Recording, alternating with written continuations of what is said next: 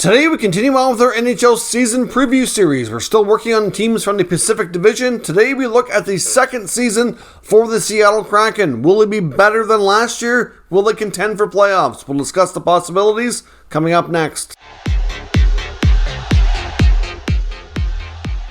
So welcome back to another video here at Top Shelf Hockey. As I mentioned, today we continue on with our season previews, and we're looking at the Seattle Kraken for the upcoming 22-23 NHL season. Of course, last year was the very first season for the Kraken in the NHL, so we're going to recap how things went. We're going to take a look at a few key team statistics to see how things went last year, analyze how this team has changed over the course of its first full offseason, take a look at some prospects we expect to be in the lineup or have an impact this year, take a look at their projected lineup, and then discuss how we feel they're going to do for the upcoming year. So their first year didn't go overly great, near the bottom of the division with a record of 27, 49, and 6 for 60 points.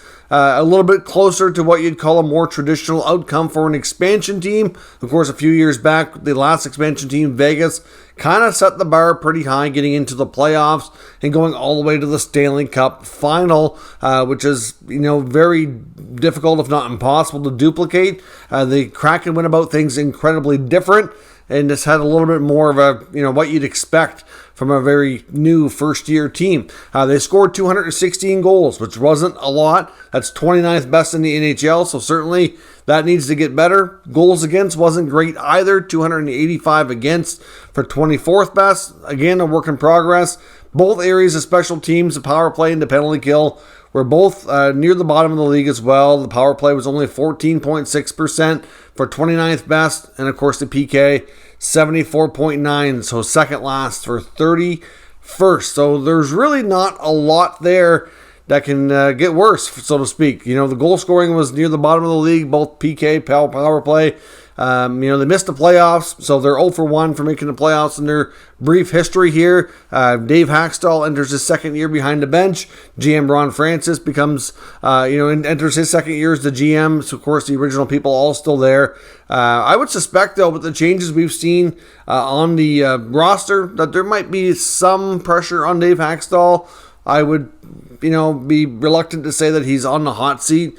But if they don't see much improvement this year, I can see maybe next offseason maybe deciding to go to a different direction. The Kraken, it's just they went about things extremely different than what we saw in Vegas. Ron Francis had a very different approach. I know this team was very high in analytics, but they made a lot of, in my opinion, with the expansion draft, a lot of odd, questionable choices.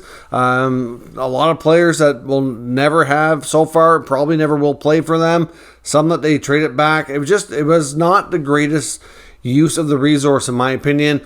But I guess we're beyond that now. But let's take a look at how the team has changed. What moves did Ron Francis make to try to make this team better? Well, he has added some pretty good quality NHL veterans here. Looking at the additions, we have Andrei Burakovsky, who comes over from the Cup champion Avalanche team. Of course, he was basically priced out of there as a free agent due to their tight cap situation. So he gets a better deal in Seattle with some term and some money. They pick up Oliver Bjorkstrand for a song and a dance, basically, out of Columbus. Obviously, Columbus signed Johnny Gaudreau, had to move some money out to become cap compliant, and I was surprised that Bjorkstrand was the guy that went. I thought it might be a player more like a Gus Nyquist, who had 1 year left on his deal, but Bjorkstrand became available, and Ron Francis and the Kraken jumped on it. That is a great pickup for Seattle. So they add 2 top 6 or top 9 quality forwards with good experience and a history of scoring some goals in the league, which is good. Daniel Sprong went to camp on a PTO and then converted to a 1 year contract. It is a 2-way deal, so he may not play all the time. He will possibly be a call-up option for them.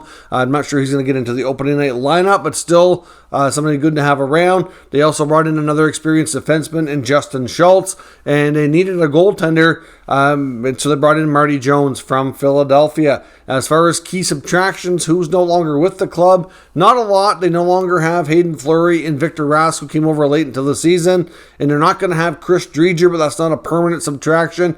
That's just for the coming season. Chris Driedger went to the World Championship tournament in Europe to represent Team Canada, sustained a very serious injury, and is going to be out expect it to be for the entire NHL season. So he should return. He signed a 3-year contract the year before, so he'll still have the final year of the deal when he's hopefully able to come back. Jones likely just stays in Seattle for the 1 season. Obviously, they spent a lot of money on Philip Grubauer to be the starter, and I know that's something that they're hoping for to be better next year. So this year will be Jones and Grubauer. Next year should be back to Driedger and Grubauer, and we'll see where things go. Do they have prospects that can jump into this lineup and make an impact? And the answer is absolutely yes, they do. And it's just a matter of how often they get to play. But the top one, Matty Beniers, 100% will be a regular. Expect him to be their top line center. Of course, he was their first ever draft pick last year. Will be a key contributor and a top player for them for a long time.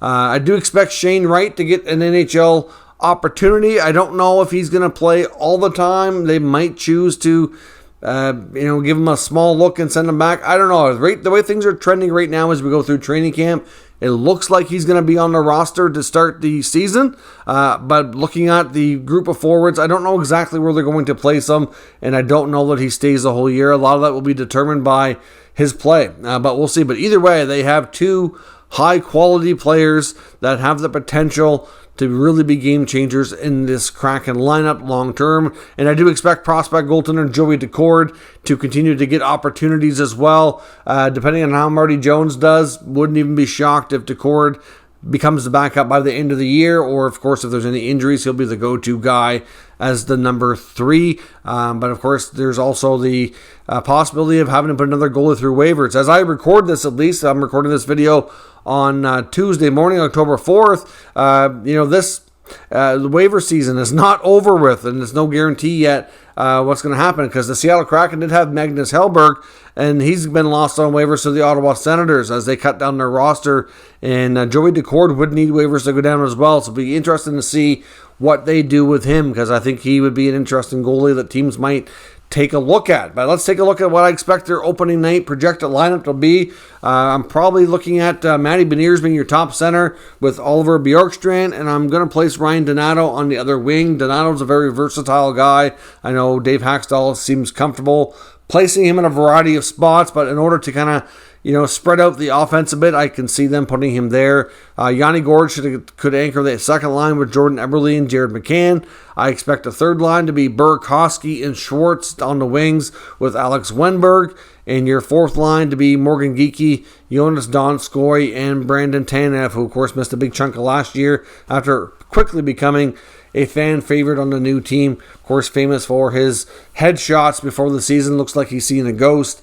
And, the ghost of Tanev will return to the lineup in Seattle. Now, on your back end, I expect their D pairs to likely be Vince Dunn and Adam Larson, Jamie Alexiak and Justin Schultz, and Carson Soucy likely paired with Will Borgen. Of course, Marty Grubauer will be behind them in the net, and of course, Marty Jones expected to be the backup. So is this team going to be better than last year? I'm going to go ahead and say the easy answer is yes. The long, complicated answer is I don't know how much better, because it depends on a few things. Now, a couple of things that largely depends on is, can they get better goaltending? They signed Philip Grubauer to a long-term lucrative deal to be a goaltender who could provide them with exceptional play. And even though they knew that there was going to be, not the greatest team in front of them to start, they thought he had the qualities to be able to steal some games for them, and I don't know that he really provided that. I think it's also probably fair to say as the year went on that he did get a little bit better. But Philip Grubauer's play, I think, is going to be a big part of the answer to that question. I do think that the team should be able to score more goals. Matty Beniers is going to be a big part of that. You add a couple of proven, experienced players, especially Oliver Bjorkstrand. I think he's been more consistent than Burakovsky, but they can both score. You have some pretty good, better depth in the forward group. The blue line is largely the same. Justin Schultz is a decent puck mover, getting older, not the quickest anymore, but he should be a decent fit there as well on the second pair. So to me, I think that they have some holes. Like, my concern with the Kraken is they have a lot of good NHL players They just don't have a lot of high-end NHL players. They have a couple that are very much heading in that direction with Matty Beniers and Shane Wright, both drafted with the potential to be elite level players. We'll have to wait and see. So far, I think it's fair to say Beniers is a year older, step ahead, and I think he's already projecting to be one of the top rookies in the league, and I think he's going to have a real excellent season. Wright, I don't know if it'll be this year or next year, but I do expect him to be a key part of that as well. So they have the youth that have the potential to become big stars, but a lot of the other guys, they're just your average players. Like, they're gonna have a lot of guys making that $4 to $5 million range, like your McCanns and your Bjorkstrands and your Burakovskis and your Eberles and players like that. Jaden Schwartz, they're nice players. They can all score. Can they get that spark together is the question. So I think they're definitely going to be better, but I don't know how much better is the question. I think I can see them probably still being in that 5-6 range for the division that they're in. I don't see them being ahead of Calgary or Edmonton. I don't see them being ahead of LA. I don't think they'll be ahead of Vegas. I don't think they'll be ahead of Vancouver. So at best, they're probably looking at probably 5th, but more likely probably 6 out of 8. I can see them probably finishing ahead of Anaheim or San Jose, and that's probably about it. But I think they can close the gap and be a stronger team. Like, instead of 60 points, maybe they move up this year and they get up to closer to 75 points, something along those lines. I don't know. I mean, this team could surprise us a bit, but given the other teams that they're playing in their division, I don't know. It's a step in the right direction. Like I said, I don't have any issues with the moves they made. Their stars are going to be their kids. The kids need time to get there. How quickly they get there will be a big part of that answer, like along with the goaltending. The blue line is good. I don't know that it's fantastic. So obviously, depending on how that goes, will determine how many goals against. They should have better PK this year. I mean, they have some good players. They obviously started the year last year without Yanni Gourde, but guys like Gourde, Eberle, even McCann, Schwartz, like Wenberg, they can all kind of take turns killing penalties. In the blue line, they have some big, strong guys back there who can be physical. They have some guys that can move the puck, but they don't have really a true number one defenseman. They have some quality NHL defensemen, but a lot of these guys in other teams, like Vince Dunn, for example, is not a number one defenseman. Adam Larson is not a number two defenseman. Like, there are a lot of these guys. Most other teams would be second and third pair, and they're playing ahead of their spots in Seattle. So to me, that's what they're kind of missing. They don't have that. They have their number one center now. They might even have their top 2 centers, and then of course they have a solid goalie. But they need more, and it's just going to take some time. But they will be better. I don't think they're better enough to get to the playoffs just yet. But let me know your thoughts on the Seattle Kraken for the upcoming 22-23 season. What are your expectations?